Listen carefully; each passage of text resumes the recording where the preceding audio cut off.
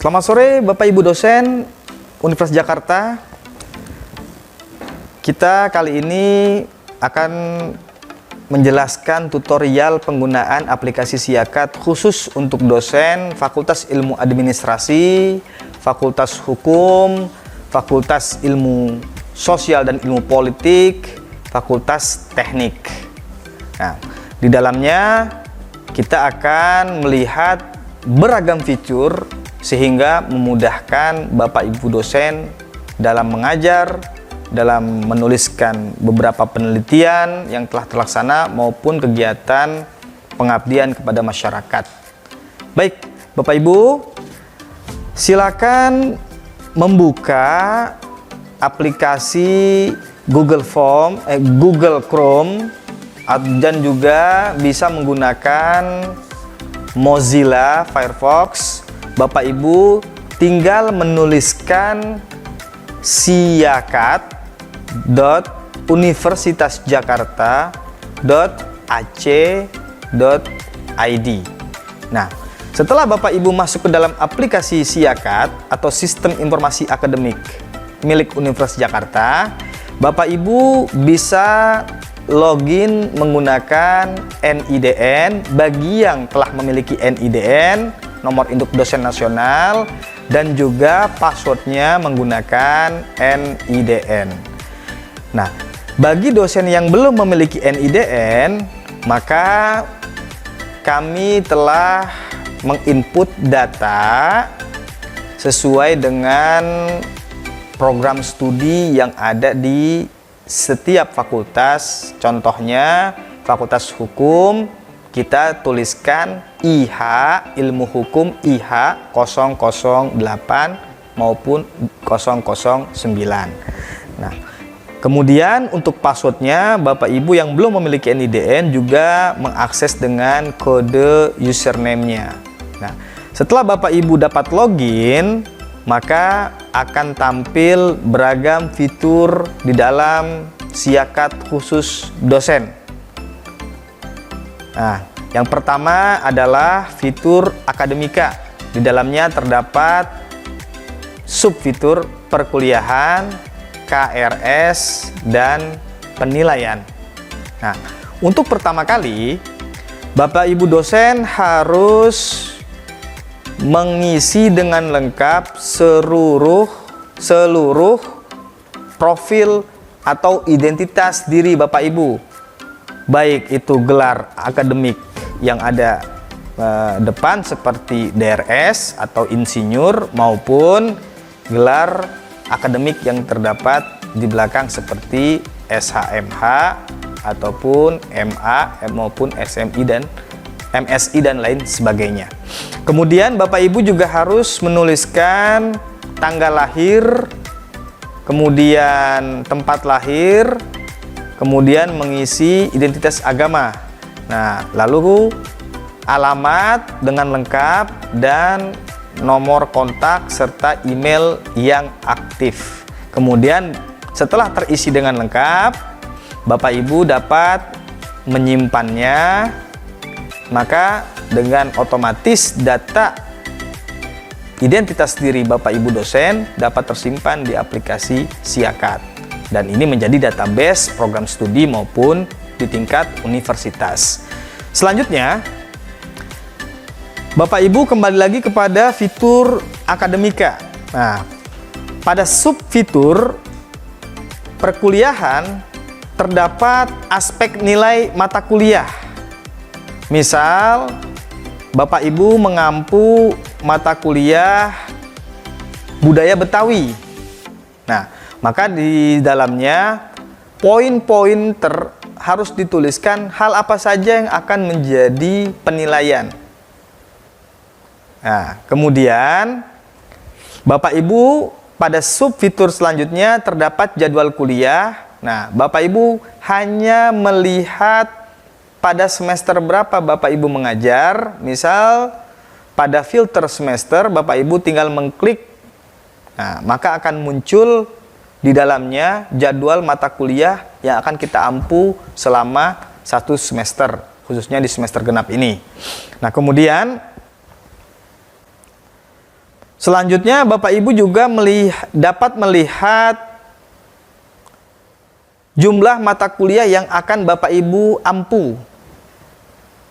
Misal kriminologi atau hukum perdata, pidana, dan lain sebagainya, sesuai dengan bidang kompetensi dan juga mengajar di program studi masing-masing dosen. Nah, kemudian Bapak Ibu juga selanjutnya bisa melakukan sharing materi perkuliahan. Nah, kemudian Bapak Ibu selanjutnya juga bisa melakukan absensi mahasiswa. Nah, jikalau mereka aktif dalam perkuliahan, maka kita berikan tanda hadir. Adapun jikalau mahasiswa tidak aktif atau tidak ikut serta dalam diskusi online, Bapak Ibu bisa memberikan alfa, atau jikalau mereka izin, Bapak Ibu cukup menuliskan tanda izin ataupun sakit, sehingga status mahasiswa pada perkuliahan hari tersebut dapat jelas.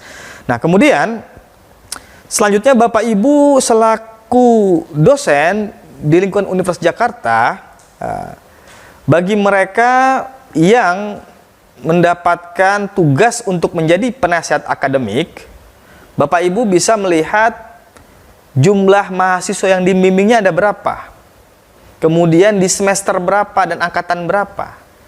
Nah, Bapak Ibu dengan begitu memudahkan untuk melakukan konsultasi, baik secara online maupun melakukannya secara terjadwal, yaitu di luar kampus misalnya.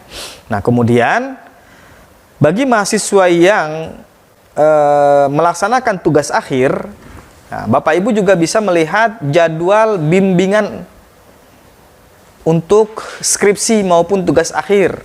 Nah, di situ Bapak Ibu bisa menentukan jadwal ataupun mahasiswa melakukan konsultasi dengan Bapak Ibu secara online.